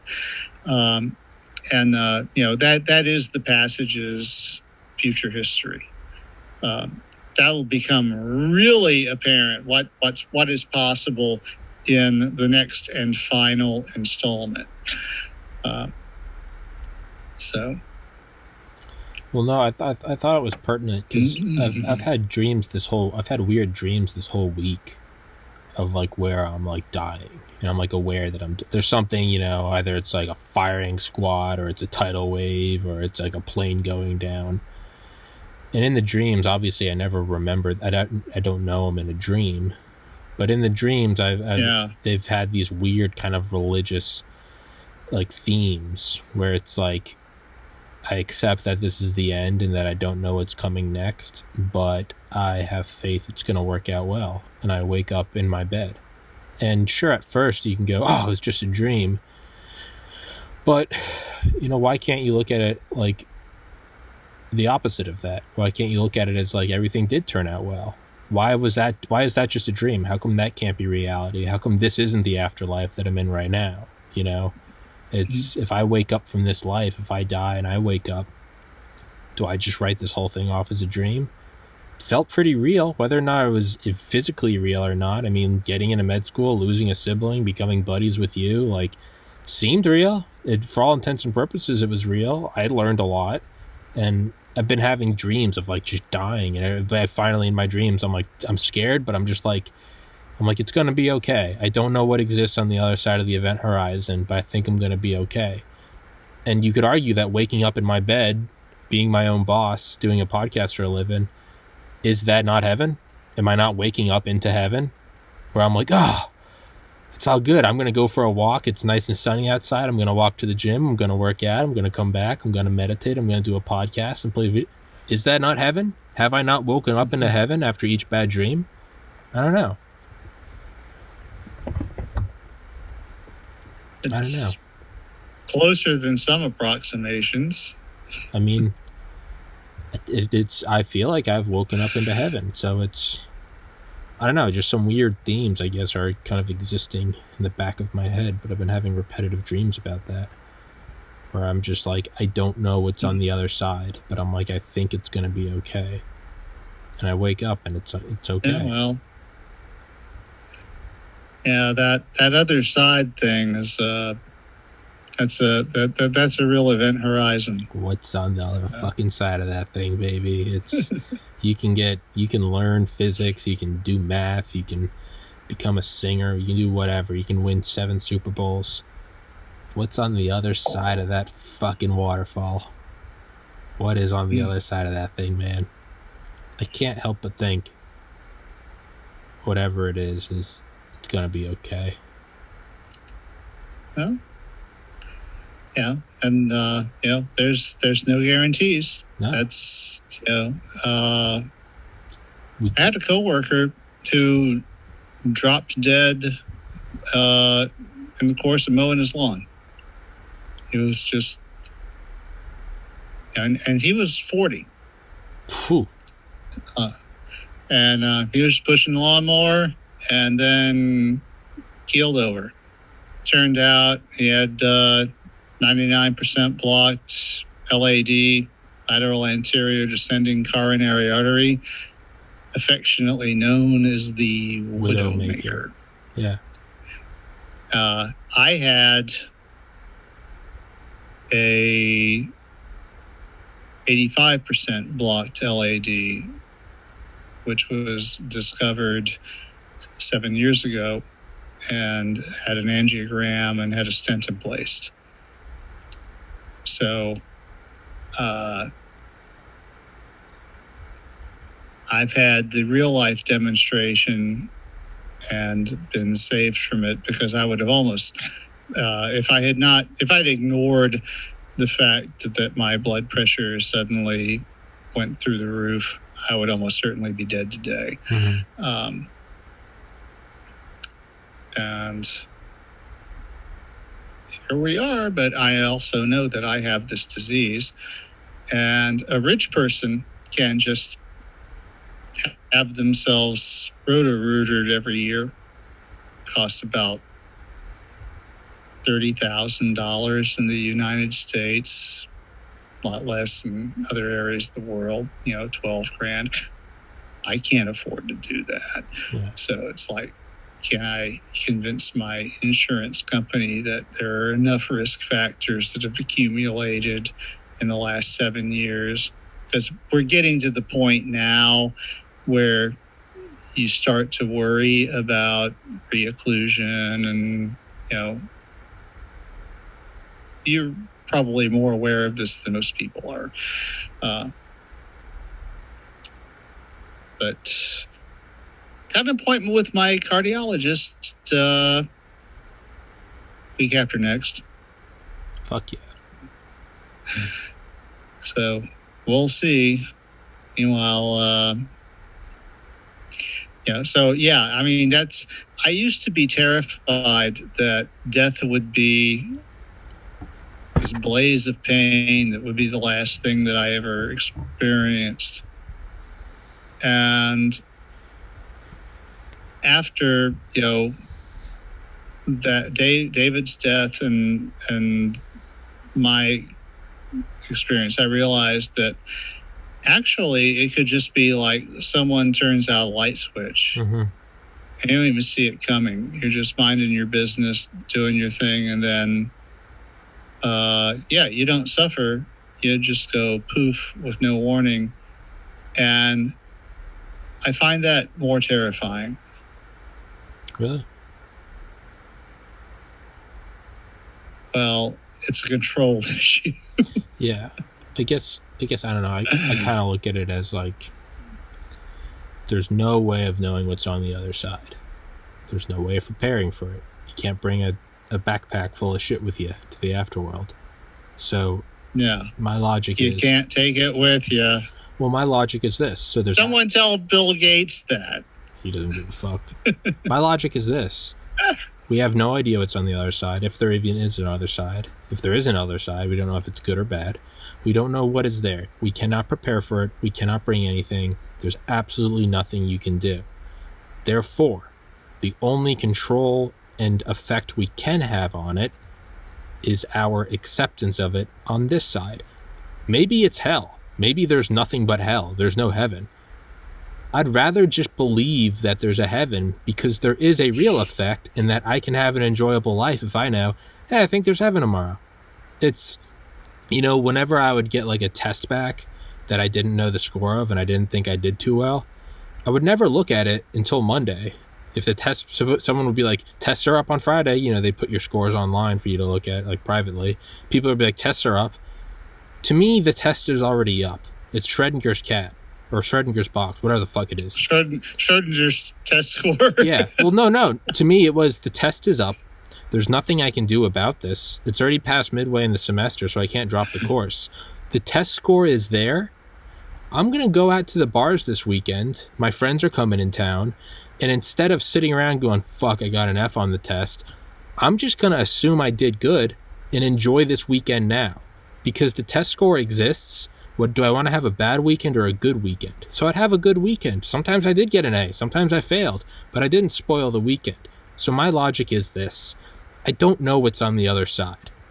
I'm going to assume it's great because that does have an effect on my life today. I sleep easier. I'm more forgiving. I'm more open-minded.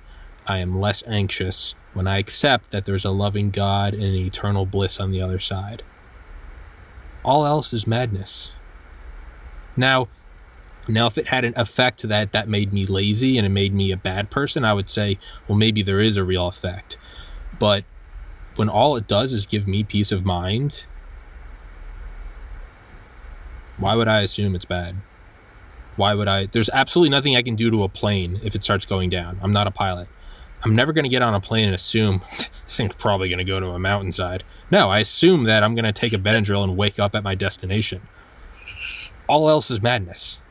Why? What point is there in assuming that it's going to be bad or evil or scary? That's at least how I look at it. I'm just like, I never go to bed going, probably going to have a nightmare. No, I just assume I'm going to wake up. Because that makes me more at peace now. And that's what I can control. Well, that's a reasonable way to approach it. So. Yeah. So, I don't know.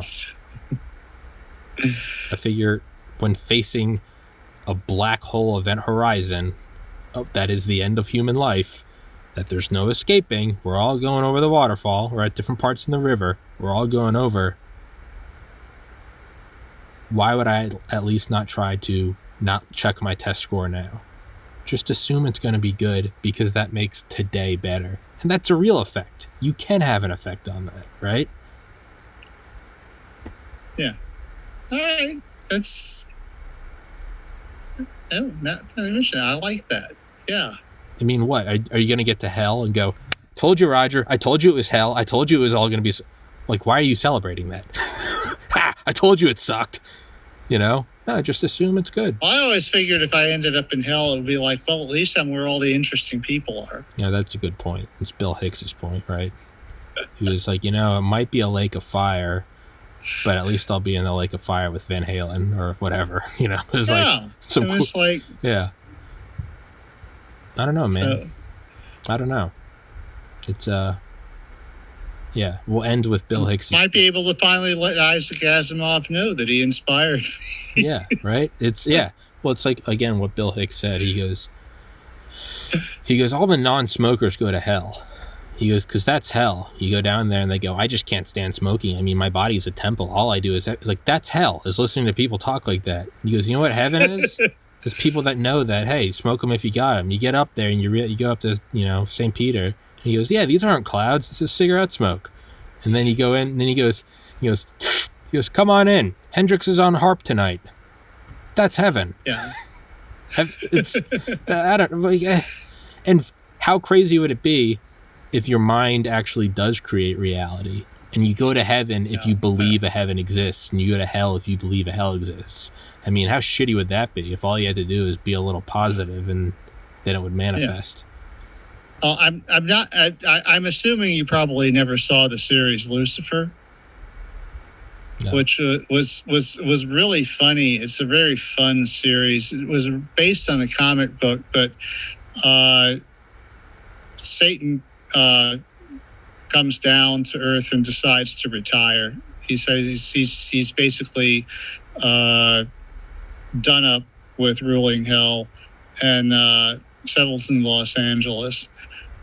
And one of the, there are many threads to it. It's really a hilarious series.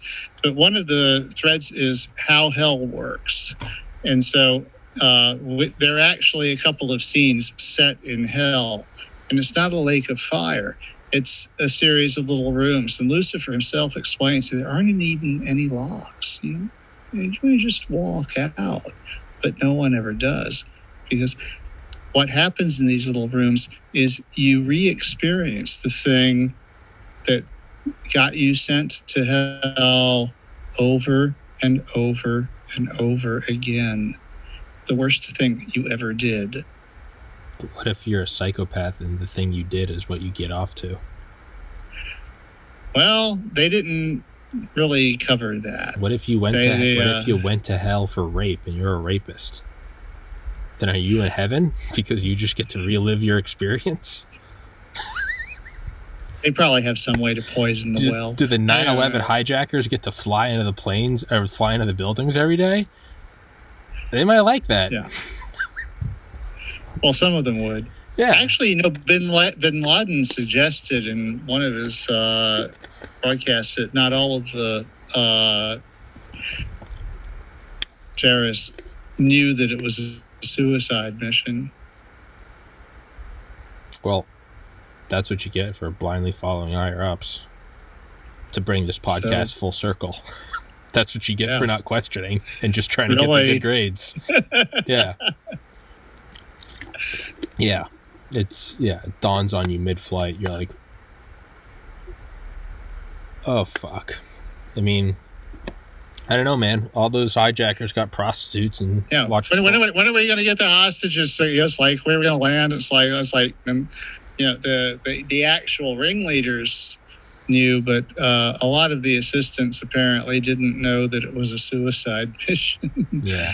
So it's like, well, like you said. I mean, hey, that's what you get for following orders from Dick Cheney. I mean, Bin Laden. Is there a difference? Hey, no. Yeah, I mean. But now Liz Cheney is a darling of the liberals. We get what we deserve. in this country. Okay, we get what we deserve. Yeah, it's like what Tim Dillon said about Ed Snowden, who I like Ed Snowden. I've read his book Permanent Record. I do support what he did. I do think it was the patriotic thing. But that's another episode for another time. What Tim Dillon said, he goes, imagine you're Ed Snowden, right? You're making 6 figures, living in Hawaii, working for the NSA, CIA, top clearances. You're set for life. You see this unconstitutional wiretapping program, and you're going to inform the public, and you know it's going to come at the very least at the cost of your job and citizenship. It might kill you. It might land you in jail. Best case scenario, you go live in an embassy, some other nation for the rest of your life. He goes, noble, and I respect it. But most people aren't as noble and intelligent as he is.